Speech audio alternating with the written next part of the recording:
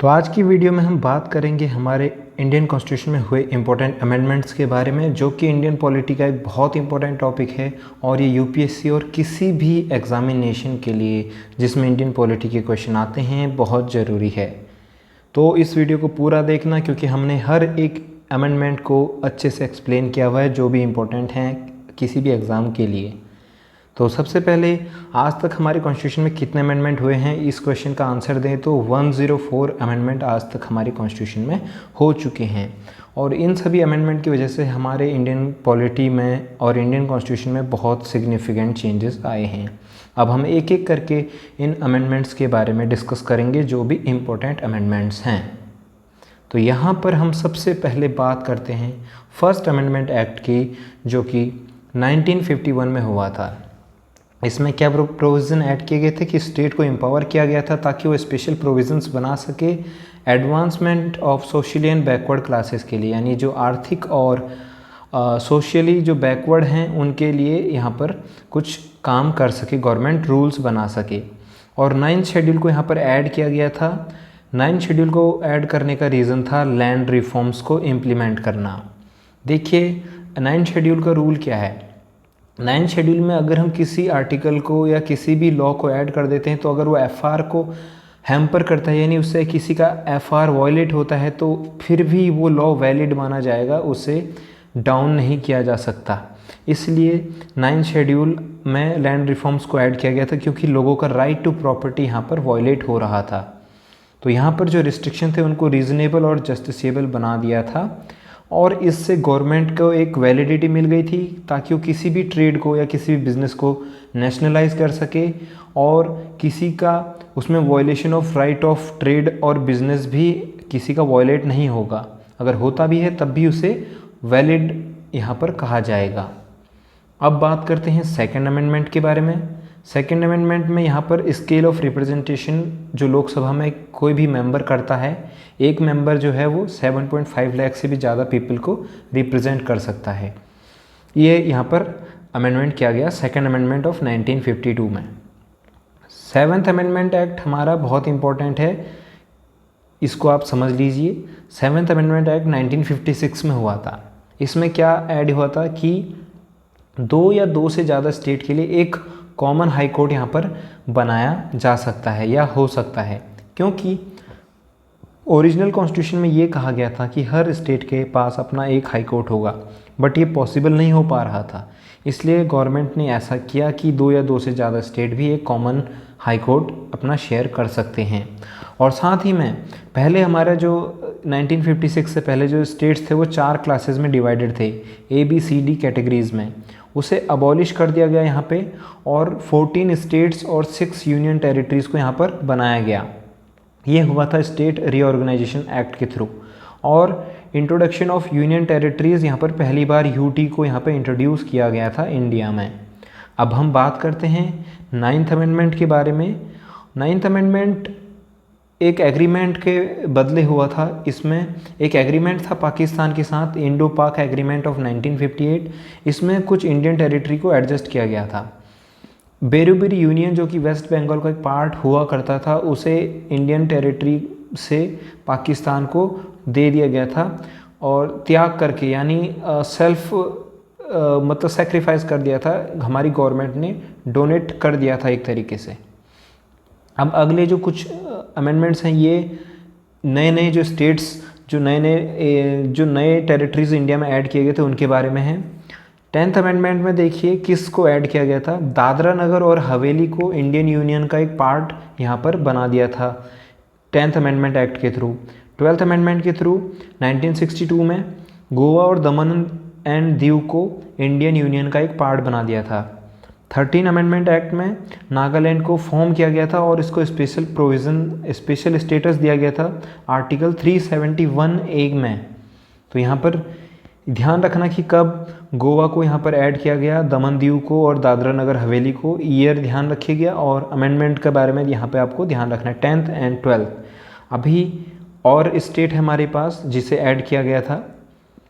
14th amendment of 1962 में पौंडीचेरी को भी इंडियन यूनियन में शामिल कर दिया गया था, और कुछ टेरिटरीज़ थी जैसे हिमाचल प्रदेश, मणिपुर, त्रिपुरा, गोवा, दमन एंड दीव एंड पुडुचेरी, ये पहले यूनियन टेरिटरीज़ हुआ करती थी। इनको लेजिस्लेचर प्रोवाइड कर दिया गया और काउंसिल ऑफ मिनिस्टर यहाँ पे प्रोवाइड पहली बार इन्हें मिला था यहाँ पे।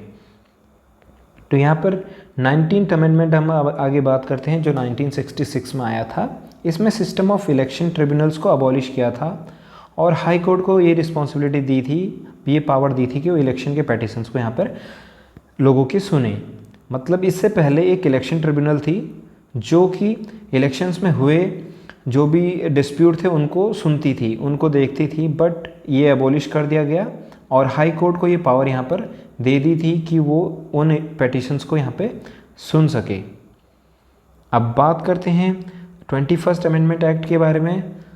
सिंधी लैंग्वेज को यहाँ पर हमारा 8th शेड्यूल में यहाँ पे ऐड कर दिया था as a scheduled language, 21st amendment act of 1967। अभी 24th अमेंडमेंट एक्ट में यहाँ पे एक चेंज आया था कि किसी भी कॉन्स्टिट्यूशनल अमेंडमेंट जो बिल होता है उस पर प्रेसिडेंट का एसेंट होना बहुत ज़रूरी है। जो भी कोई भी बिल पास होता है तो पहले क्या होता था कि प्रेसिडेंट की डिस्क्रिशन होती थी, उसकी इच्छा होती थी वो एसेंट देना चाहता है या नहीं देना चाहता है। बट इसके बाद ये चेंजेस लाया गया कि अगर कोई भी बिल दोनों हाउसेस ने पास कर दिया अमेंडमेंट के लिए तो प्रेसिडेंट को कंपलसरी उसे एसेंट देना ही पड़ेगा, वो उस चीज़ से मना नहीं कर सकते हैं। यहाँ पर 25th अमेंडमेंट एक्ट यहाँ पर हम लेके आते हैं। इसमें फंडामेंटल राइट टू प्रॉपर्टी को कर्टेल किया गया था। कर्टेल मतलब कि एक तरीके से सस्पेंड किया गया था, कंप्लीटली कॉन्स्टिट्यूशन से हटा नहीं दिया था या उसे एफआर से हटा नहीं दिया था, सिर्फ कर्टेल किया था, उसे सिर्फ छुपाया गया था, यानी उसे कुछ टाइम के लिए आउट ऑफ यूज़ रखा गया था। और साथ में एक और यहाँ पे मेजर चेंज था कि अगर डीपीएसपी को इम्प्लीमेंट करने के लिए, कौन सी डीपीएसपी, जो 39B और 39C में जो भी डीपीएसपी हैं, अगर गवर्नमेंट उनको इम्प्लीमेंट करती है तो अगर उसको इम्प्लीमेंट करने में किसी के एफआर वायलेट होते हैं, लाइक एफआर 14, 19 एंड 31, अगर किसी भी के भी ये फंडामेंटल राइट वायलेट होते हैं तो उन्हें उस समय वैलिड माना जाएगा, यानी कि उन्हें यहाँ पर फंडामेंटल राइट से भी पावरफुल यहाँ पर बना दिया था इस अमेंडमेंट एक्ट ऑफ 1971 के थ्रू। ये आप यहाँ पर इम्पोर्टेंट ध्यान रखिएगा कि कौन से ऐसे आर्टिकल्स हैं जो फंडामेंटल राइट से भी पावरफुल हैं, 39B and 39C। 26th amendment यहाँ पर प्रिवी पर्स जो और प्रिविलेजेस थे जो फॉर्मर रूलर्स को, प्रिंसली स्टेट्स के, उनको अबॉलिश कर दिया था। प्रिवी पर्स और प्रिविलेजेस थे कुछ जो हमारे प्रिंसली स्टेट के रूलर्स थे। प्रिवी पर्स में उनको बहुत सारी सुविधाएं मिलती थी, लाइक उन्हें घर मिलता था, नौकर मिलते थे, पेंशन मिलती थी, बहुत सारी सर्विसेज मिलती थी। वो सब यहाँ पर अबॉलिश कर दी थी, ख़त्म कर दिया था इस 26th अमेंडमेंट एक्ट ऑफ 1971 के थ्रू। और 31st अमेंडमेंट एक्ट एक बहुत इंपॉर्टेंट अमेंडमेंट एक्ट है क्योंकि यहाँ पे लोकसभा सीट्स को 525 से बढ़ाकर 545 इंक्रीज़ कर दिया गया था। जो आज हमारी नंबर ऑफ लोकसभा सीट है वो 31st अमेंडमेंट एक्ट से ही उन्हें एडजस्ट किया गया था। 35th अमेंडमेंट एक्ट को यहाँ पर ध्यान रखिए, ये सिक्किम के लिए है। देखिए, सिक्किम हमेशा से इंडिया का एक पार्ट नहीं था, सिक्किम एक प्रोटेक्टरेट स्टेट था, यानी इसे सिर्फ इंडिया की प्रोटेक्शन थी। तो यहाँ पर सिक्किम की जो प्रोटेक्शन वाली स्टेट, प्रोटेक्टरेट स्टेट की जो यहाँ पर स्टेटस था उसे टर्मिनेट करके, ख़त्म करके उसे एक एसोसिएट स्टेट ऑफ इंडिया यहाँ पर बनाया गया 1974 में। और 1975 के 36 अमेंडमेंट के द्वारा सिक्किम को एक full fledged state of India बना दिया गया था, माने वो एक ऑर्डिनरी और नॉर्मल स्टेट बन गया था इंडिया का। तो ये क्वेश्चन आया था कि सिक्किम कब इंडिया का पार्ट बना है, तो 1975 में 36 अमेंडमेंट के थ्रू वो सिक्किम इंडिया का एक पार्ट बना है। आगे बात करते हैं 38th अमेंडमेंट एक्ट, ये 1975 था। इसमें क्या हुआ था कि declaration of emergency and ordinances को नॉन जस्टिसेबल यहाँ पर बना दिया गया था, यानी कि अगर प्रेसिडेंट या कोई भी गवर्नमेंट यहाँ पर इमरजेंसी डिक्लेयर करती है या ऑर्डिनेंसेस इशू करती है तो उनको आप सुप्रीम कोर्ट में या किसी भी जुडिशरी में चैलेंज नहीं कर सकते, वो नॉन जस्टिसेबल हो जाएंगे, मतलब उन्हें जस्टिफाई करना नहीं पड़ेगा उन्हें। तो ये यहाँ पर चेंज आया था 38th अमेंडमेंट के थ्रू।